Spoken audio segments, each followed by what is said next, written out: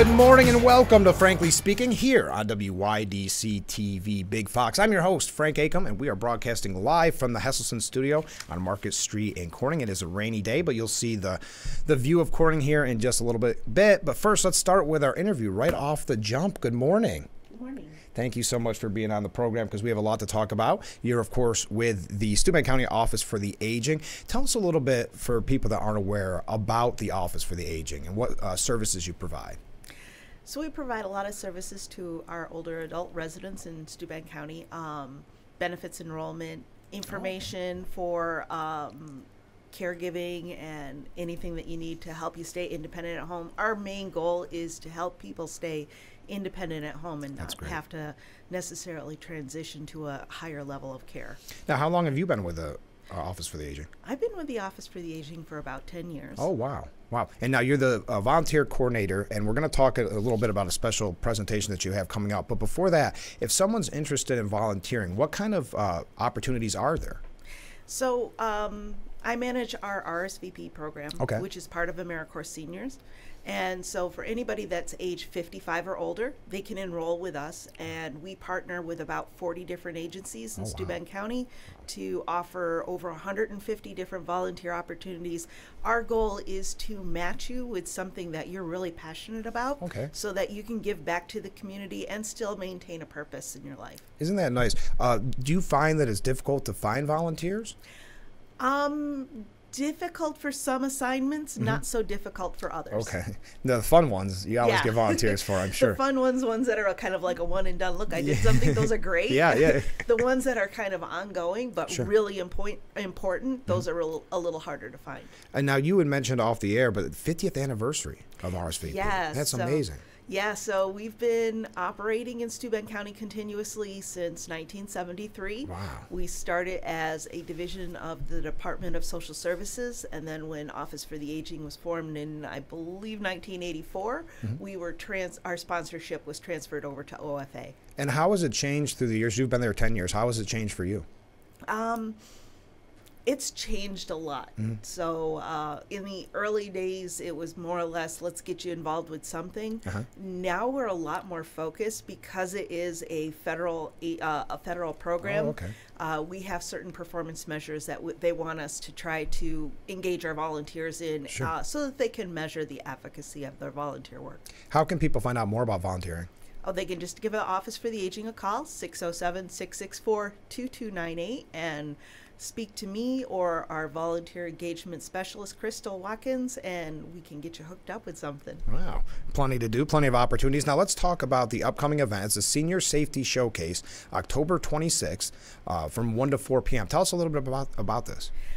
This is really exciting. Yeah. So our Triad Committee, which is started out as SALT, seniors and law enforcement together. They've been working very hard on this, and it's really kind of exciting. We do a lot of, our Triad does a lot of educational opportunities, and this is a great educational opportunity. We have collected about 20 different agencies from around Steuben County that support senior safety. Everything from the Red Cross to the Sheriff's Department will be there, so it's really exciting. And what kind of topics will be discussed? We have a few different presentations that are going on. One is our Bone Builders group. Our Bone Builders program coordinator is going to be demonstrating a Bone Builders class, because part of being safe is being healthy, and Bone Builders helps strengthen your increase strength and flexibility for older adults. The class itself is also really great because it's a fantastic way to be with other people. Give yourself something to get up and get going to, which also increases your ability to stay healthy and happy at home. Isn't that nice? And there's also about preparedness training. Yes, so we have the New York State Citizens Preparedness Corps coming to give a public presentation on disaster preparedness. That aspect of our program requires a registration, because they do, anybody that attends that training, a preparedness training, receives a free disaster preparedness kit. Oh, wow. Which is a wonderful black canvas knapsack that's full of different disaster items. You know, everything from like, I believe there's some water in there to like Mylar blankets and flashlights and things like that. But that's free to every family that comes to the training. And like I said, the only aspect of the Senior Safety Showcase that requires a registration. Okay, and where's the best place to register? So if you were to Google New York Citizens Preparedness Corps calendar, you'll get their list of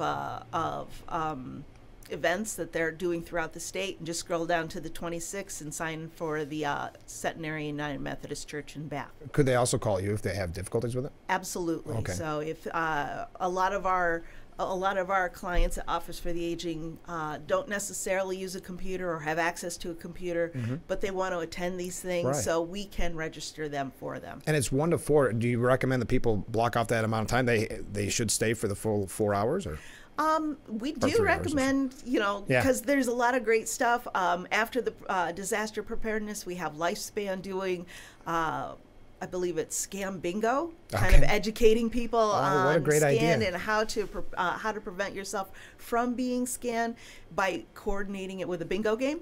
What a So great idea. It's going to be a fun-filled day, but you don't necessarily have to come to the whole thing. So it's from 1 to 4. Now, where's it at? I had it. Centenary and United Methodist Church in Bath. Beth. Okay, and you recommend well, you have to RSVP for the one presentation, but can people just attend? Absolutely. Okay, so it's from 1 to 4. That's on October the 26th. Well, thanks so much. Did we cover everything? I think so. I think so. I think that went pretty good. Yeah. Thanks so much for being on the program.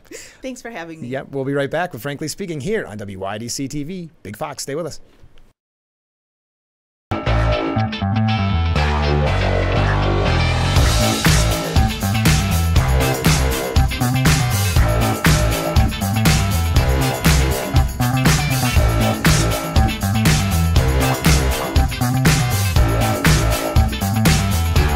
We are back with Frankly Speaking. It's a rainy day out there, as you can see by our Market Street camera.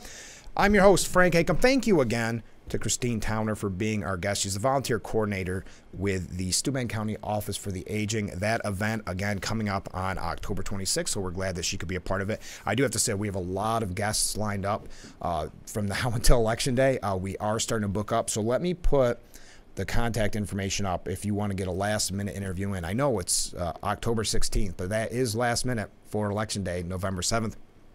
We are filling up quickly. Tomorrow we'll have Joe Tobia back on the program. He'll be joining us right around 7:10. I can't remember all the other guests we have this week. The 2 weeks are blending together, but make sure you tune in every weekday morning starting at 7. All right. We're going to talk a little bit about Israel here, of course. We're also going to mention the speaker's race.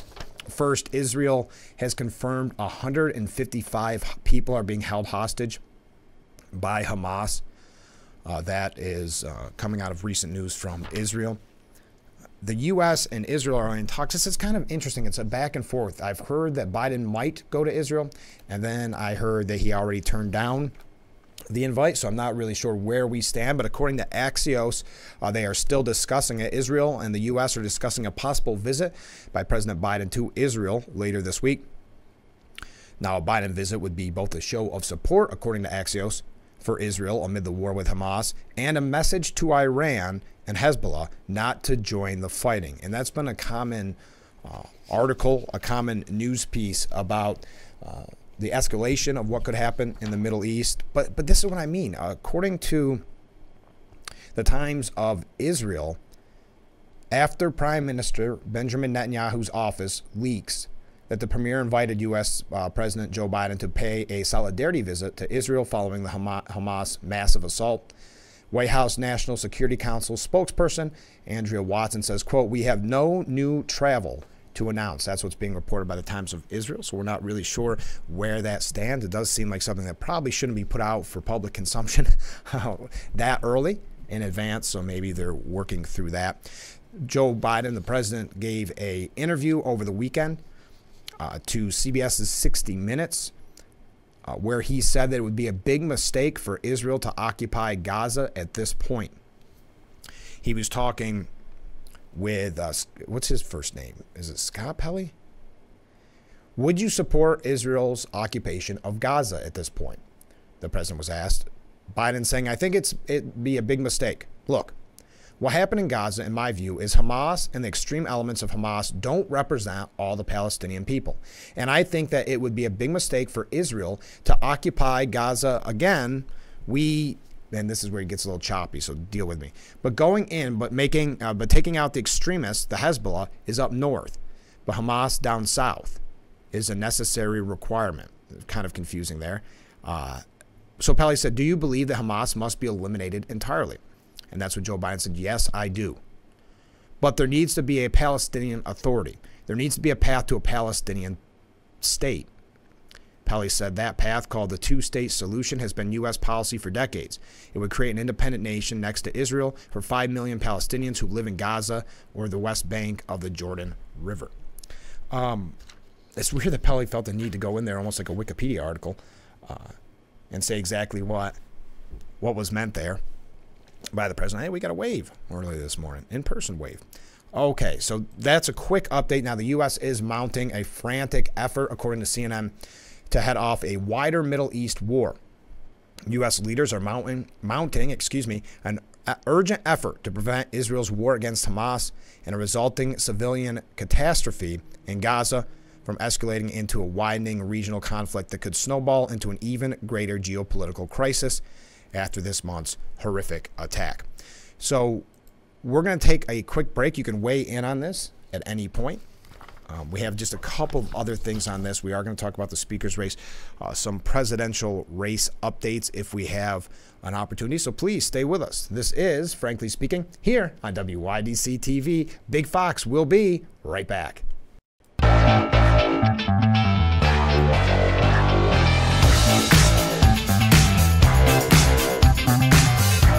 Welcome back to Frankly Speaking here on WYDC TV, Big Fox. I received a comment over the weekend saying, I must say I was angst when I saw this list from Harvard. Is it any wonder? Mind-blowing. Now, what this list is reference to, and we're going to talk about this in just a moment, about this anti-Semitism run amok in universities, in colleges. Really enjoyed Friday's program in spite of such a hard, gut-wrenching week. I know. It's been tough. And also Joe Semplinsky earlier, who never disappoints. Yes, we obviously have to talk about these issues, but they are heartbreaking. Watching the coverage is disturbing, sad. Now, Tom Cotton, to tie in with that, we're going to talk about higher education in just a moment, but Tom Cotton put forth an op-ed with Fox News that's very interesting, saying Biden is our $6 billion Mideast disaster thanks to his support of Iran. October 7, 2023 will live in infamy as the deadliest day for the Jewish people since World War II. On that day, the terrorist group Hamas unleashed a massive surprise attack, launching thousands of rockets at Israel and slaughtering hundreds of civilians, Israelis, Americans, and others in towns near the border with Gaza. The barbarism would not have been possible without the support of the Islamic Republic of Iran. Yet President Joe Biden might still hand the Ayatollahs over $6 billion. This week, Senate Minority Leader Mitch McConnell and I will introduce legislation to permanently block this payment. Iran has bankrolled and supported Hamas for decades. Iran funds Hamas political organization in the Gaza Strip. Iran assists Hamas in manufacturing the rockets that is firing into Israeli cities. Iran instructed Hamas in how to build and operate the armed drones that it is flying towards Israeli civilians and their targets. And Iran trained many of the Hamas terrorists committing atrocities against Israel. Most damning, Iran provided a direct assistance in planning the October 7th attacks. According to the Wall Street Journal, Iran's Islamic Revolutionary Guard Corps helped plot the October 7th attack since August. The same month, Biden announced that he would give Iran $5 billion. Iran's foreign minister attended at least 2 meetings with Hamas and the IRGC to discuss the attacks. And I'll just wrap up. It's a really lengthy piece here. Not too lengthy, but it's definitely worth reading. Again, on Fox News, it's the Senator Tom Cotton. But he said, even if we believe this administration, which we shouldn't, money is fungible. meaning that if Iran spends $6 billion less on civilian projects, it will have $6 billion more to spend on its military. The risk is simply too great. Under public pressure, the Biden administration decided yesterday to delay the release of this $6 billion. However, it refuses to say that these funds will remain frozen permanently. That is why McConnell and I are introducing a bill to prevent Biden from making the $6 billion payment to Iran in the future. I will also work with my fellow senators to end Iran's Biden dividend by strengthening existing sanctions and returning to a policy of maximum economic pressure. There is no such thing as a purely economic or humanitarian assistance to a terrorist state. Any U.S. payment to the Iranian government constitutes public financing for terrorism. The United States government should not give Iran another red cent. So that Republican Senator Tom Cotton. We've got to take another short break. Stay with us. This is Frankly Speaking on WYDC TV. Big Fox will be right back.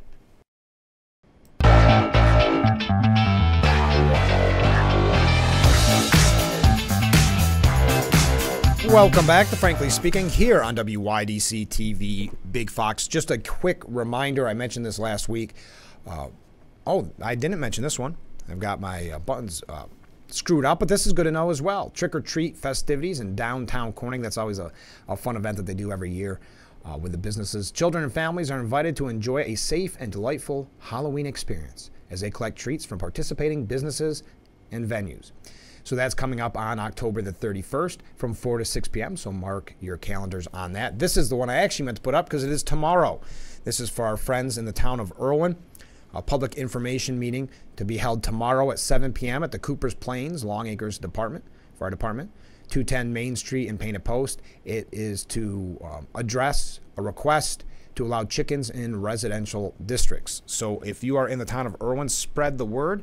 This is just a public information meeting to find out about basically both sides to the discussion. All right, back to Israel. FBI Director Christopher Wray says Americans should stay vigilant of increased Hamas threat. History has been witness to anti-Semitic and other forms of violent extremism for far too long, whether that be from foreign terrorist organizations or those inspired by them, or domestic violent extremists motivated by their own racial animus. The targeting of a community because of their faith is completely unacceptable. We remain committed to continue confronting those threats both here in the United States and overseas. So that was on Fox News, FBI Director Chris Wray. And just to kind of piggyback on what he said, a fourth Iranian, quote, special interest alien, end quote, was apprehended this month alone in Texas. That's confirmed by the U.S. Customs. U.S. Customs and Border Protection says 4 Iranians have been apprehended in Texas since the beginning of the month, adding that they are considered, quote, special interest aliens. This is very troubling. We talked about this last week with former Congressman Joe Sempolinski. Talked about it in general. You know, if you look at the polls, one of the reasons that President Biden is doing so poorly is because of essentially the open border that we have, immigration. Then you tie on top of that the real threat from Iran and terrorist organizations, Hamas, and terrorist organizations coming across our border. It's only going to make people even more concerned with our open, porous border. So that's the 4th Iranian special interest alien apprehended this month. So that means that we know of how many have snuck through the line, so to speak.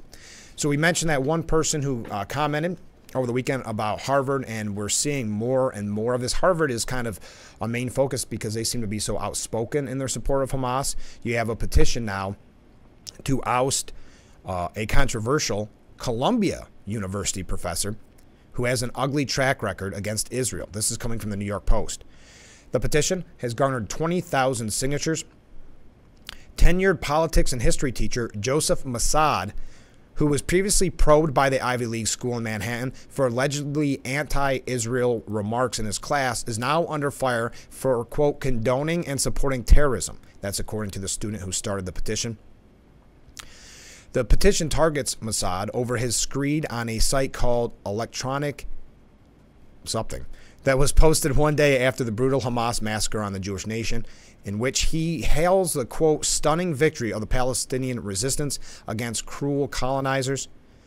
Mossad also gushed about the astonishing, astounding, awesome, and incredible nature of the terrorist attack against thousands of Israelis, 1,300 of whom were murdered and 3,000 more wounded.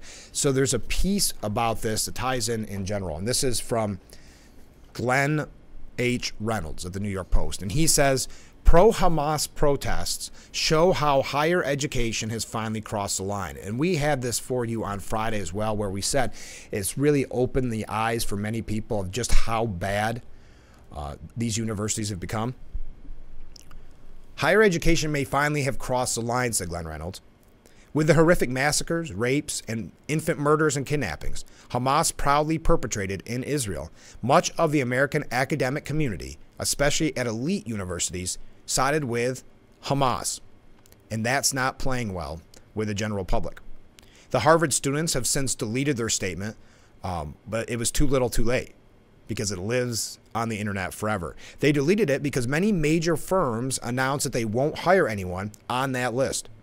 Some have even asked for membership lists of the student organizations involved so they can make sure not to hire any student who belongs to one of those organizations. A group called Accuracy in Media, you may have seen this, has been sending around billboard trucks around Harvard Square naming the students involved, which some have called doxing, though publicly naming the public authors of a public statement hardly seems to rise to that level of doxing. If you're not familiar with that term, that's releasing someone's private information in the hopes that there's attacks or protests at their residence. Senator Marco Rubio summed up the objections. For decades, cowardly college administrators have enabled our universities to become nests of anti-American, anti-Western activism. This week, student groups at our most elite universities signed their names to proclamations siding with savages who murdered and mutilated babies and raped and desecrated the bodies of dead women. And across America, college students with federal taxpayer subsidy loans celebrated the murder of Jews.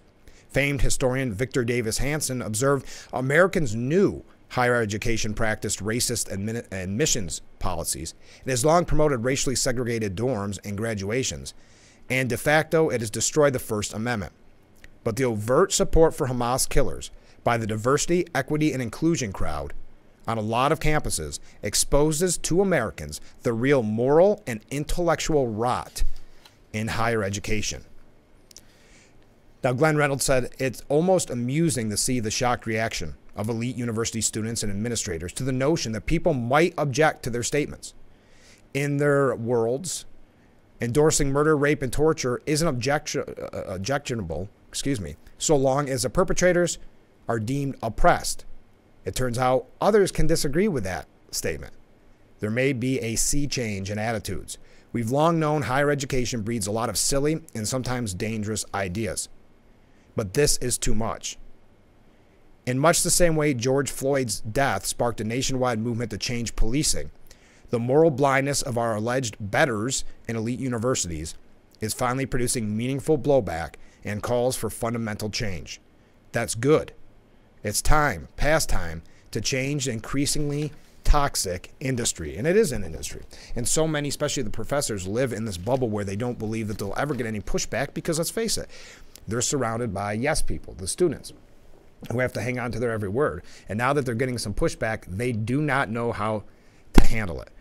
We're going to talk a little bit, well, no, maybe we'll move on, and then if we need to, we'll bring up some more at the end of the program. But I want to talk about the speaker's race. We have a couple things here also about the presidential race if we have time, but we're already halfway through. Thank you again to Christine Towner, the volunteer coordinator with the Steuben County Office for the Aging, for being our guest right out the gate, right at the beginning of the show. So I appreciate her being on, and we'll post that to Facebook later on so that you can RSVP for the Senior Safety Showcase on October 26th. Let's take another break. We'll be back with Frankly Speaking here on WYDC TV, Big Fox.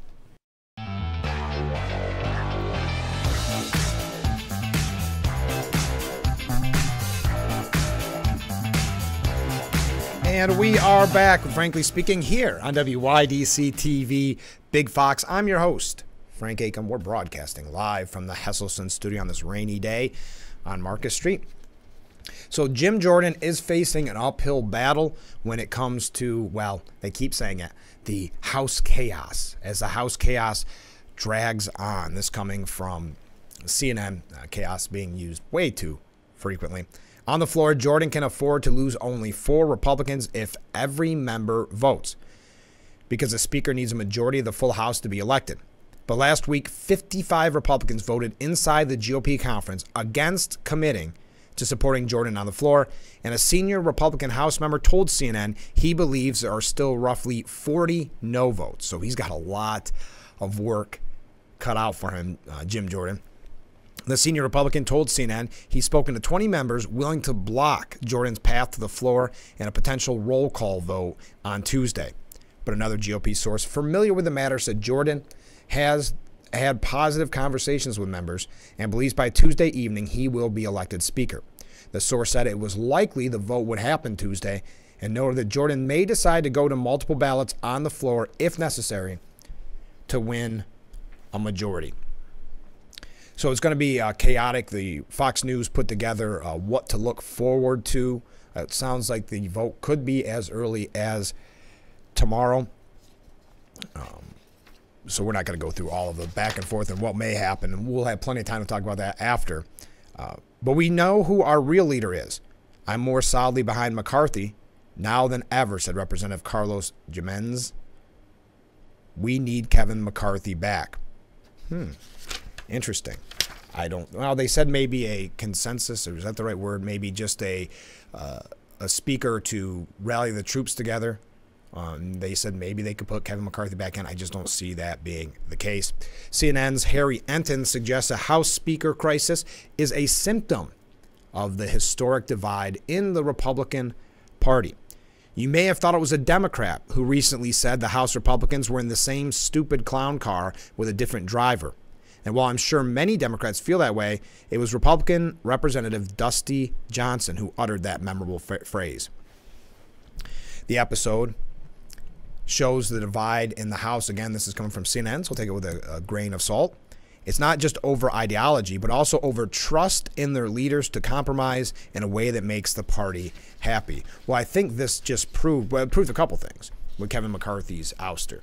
It proved that the days of compromise are probably long gone, but it also shows that that's not really what Democrats want in the first place, or they wouldn't have voted along with those 8 Republicans to oust Kevin McCarthy for doing what they claim that they want him to do, which is reach across the aisle and try to work with the other party. This is what has scared me from the beginning before we go to break, and I don't know how serious this is, but according to Politico, Hakeem Jeffries says informal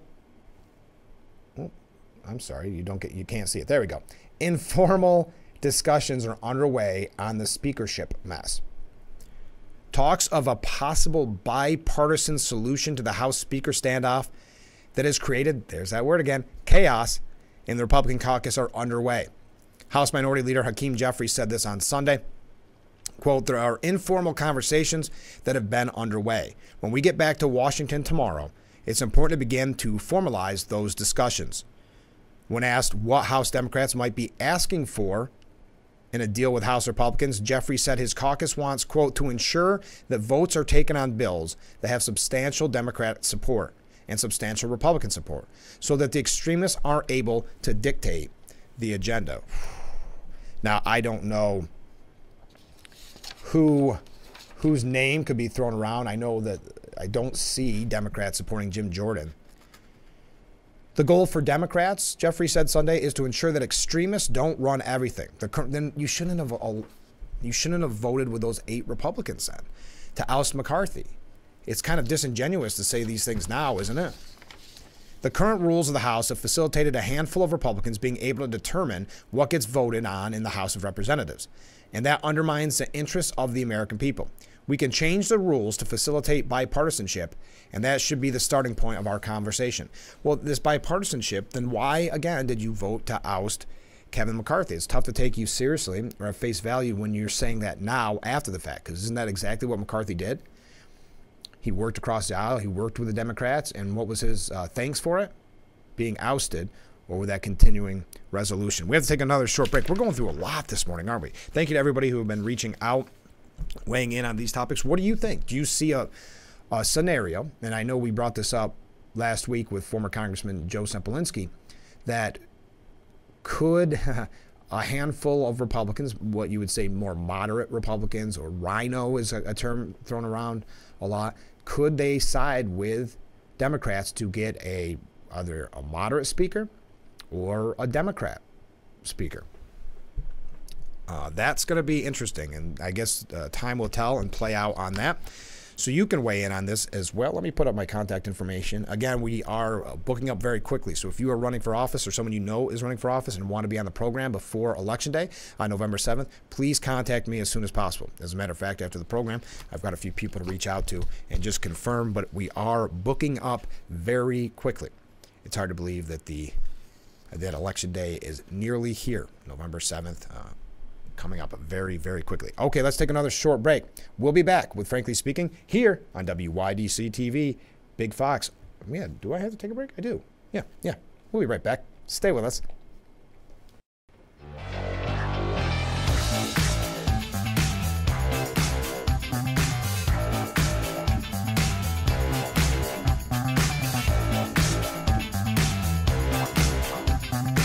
We are back with Frankly Speaking here on WYDC TV, Big Fox. I'm your host, Frank Acom.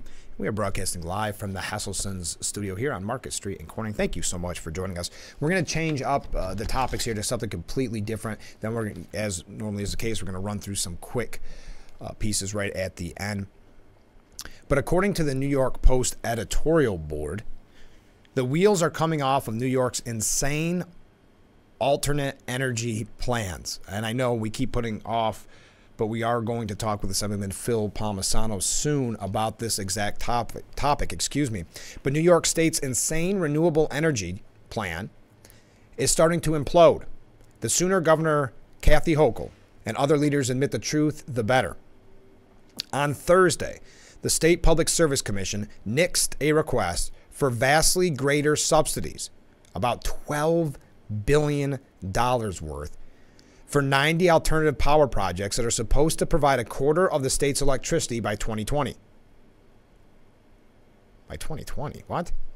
That would have been double public support, most likely meaning huge increases for ratepayers in a state where power already costs far above the national average, and rates are even now rising to help pay for this, quote, transformation. The companies involved say they're facing higher costs, of course, with inflation, supply chain issues. Many, likely most, will now look to exit. Now, Hochul has a 10-point action plan that rhetorically doubles down on the state's commitments to its goal, but doesn't hold a hint of how we will actually have to pay for it. I know we received some comments, I think it was for Joe, actually. Yeah, it was, asking about the utility bills. Plus, New York wants everyone switching to electric cars, electric heat, electric cooking. So these green dreams require even more growth in electricity generation. Again, the PSC's wise ruling means the wheels are coming off the entire alternative energy scheme. New York's rush to lead the way begun simply to boost then-Governor Andrew Cuomo's presidential hopes. It only guarantees that Empire Staters will suffer the worst ruin before reality comes crashing down. And that's the point. People can just not afford to live here. And why do you think people are leaving in droves? And then you have these forced energy initiatives that are just going to cost you and me, the taxpayer, more money. Now, on the federal level, former President Trump over the weekend said that he would end Joe Biden's electric vehicle mandate. He warned auto workers their jobs will be gone in 2 years if something isn't done. In the video he made for the United Auto Workers members, Trump said he will repeal Biden's EV mandates, which he says will eliminate their jobs within 2 years. Quote, this is the former president, Donald Trump. I will repeal Joe Biden's electric vehicle mandate, and I'll do everything in my power to achieve a drastic reduction in the cost of a new car. I will get the prices way down so that you can afford the lifestyle your family deserves. If you're a United Auto Worker or an auto worker of any standard of any state, I don't care. They're going to destroy your business. Within 2 years, you're not going to have a job. I'm going to bring back jobs. I'm going to bring back the manufacture of automobiles in our country. Millions and millions of automobiles are brought into our country every year.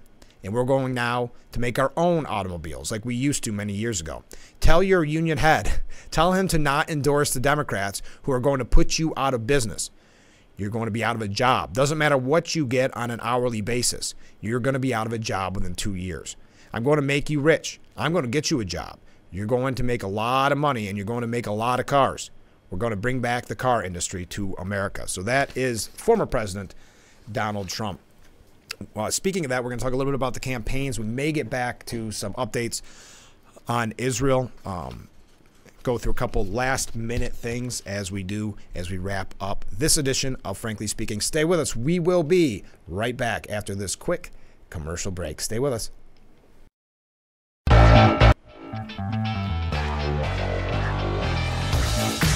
Welcome back to Frankly Speaking here on WYDC TV Big Fox. I'm your host, Frank Acom. A couple comments from the break. This is what we receive from viewers. As always, you can see that number on the bottom of the screen. You can reach out to me. Any Republican that voted for a Democrat, and that was earlier, if you're just joining us, where there's potential of Republicans voting with Democrats to get a speaker. But any Republican that voted for a Democrat should be deemed as such. The old Republican Party still needs someone that can advance their warmongering agenda. Interesting. Another comment, which I couldn't agree more, is I can't wait to hear Phil's take on things. That's in reference to the energy, the green energy initiative here in New York State we're just not prepared for. No matter what they say, I know they like being the virtue signalers. The grid is not there to support it. It's as simple as that. So we will talk with some of them and Phil Palmisano about that, probably after Election Day. So I look forward to that. Speaking of elections, did you see Biden? It is impressive how much cash he has on hand. His re-election campaign boasted they have more cash on hand than, quote, the entire MAGA field combined after third quarter reporting. In the first FEC filing for the 2024 campaign, the Biden campaign reported a $72 million take in the second quarter and $77 million in cash on hand.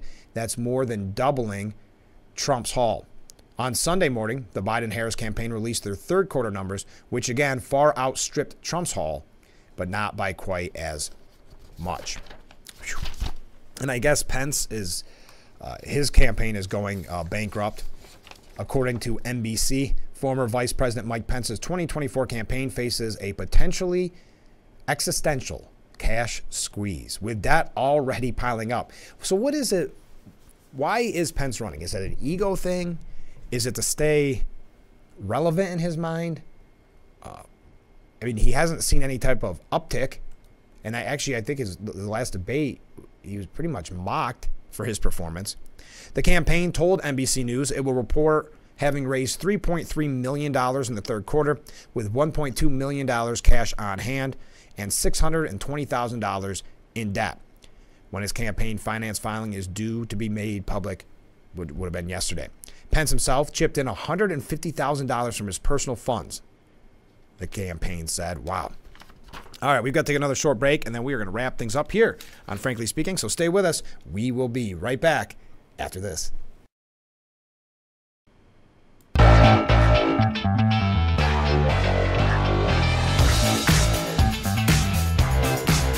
And we are back with Frankly Speaking, wrapping things up on this Monday morning edition. Thank you to everybody who has been reaching out throughout the program. I really appreciate it. Did you see at the Human Rights Campaign dinner that President Biden said, who in God's name needs a weapon with 100 rounds in the chamber? Biden did not provide an example of a gun that holds 100 rounds in the chamber, but simply added, quote, that weapon's only meant for one thing, to kill people.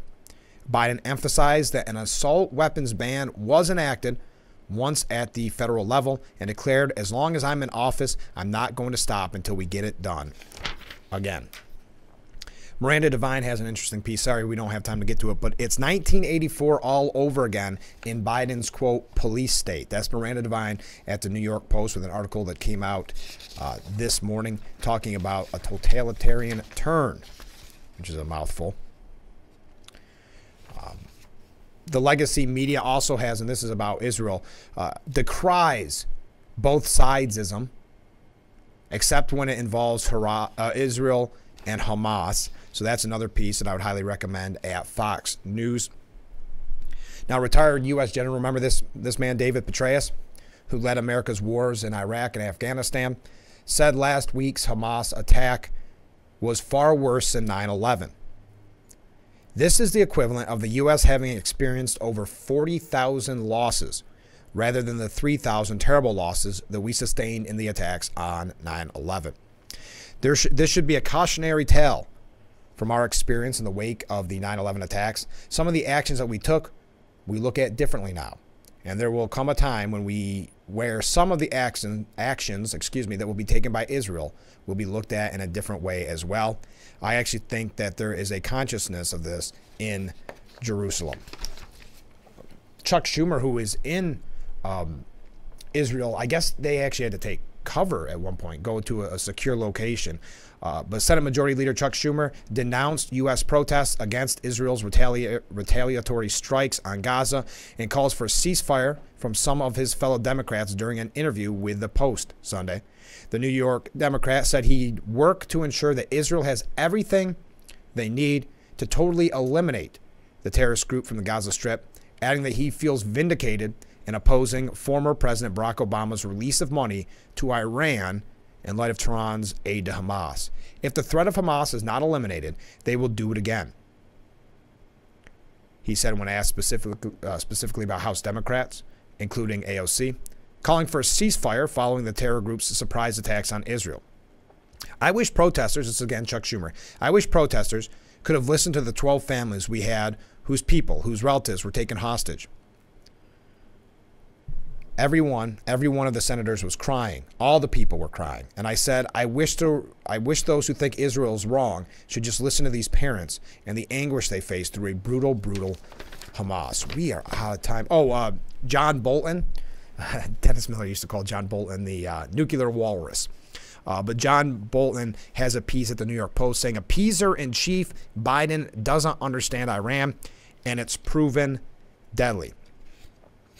It's a little lengthy piece, but it's definitely worth checking out. John Bolton was National Security Advisor to President Trump from 2018 to 2019. But that's it for today's edition of Frankly Speaking. Thank you again to Christine Towner for telling us about the Senior Safety Showcase coming up on October 26th. She, of course, is with the Steuben County Office for the Aging, so I appreciate her being on the program.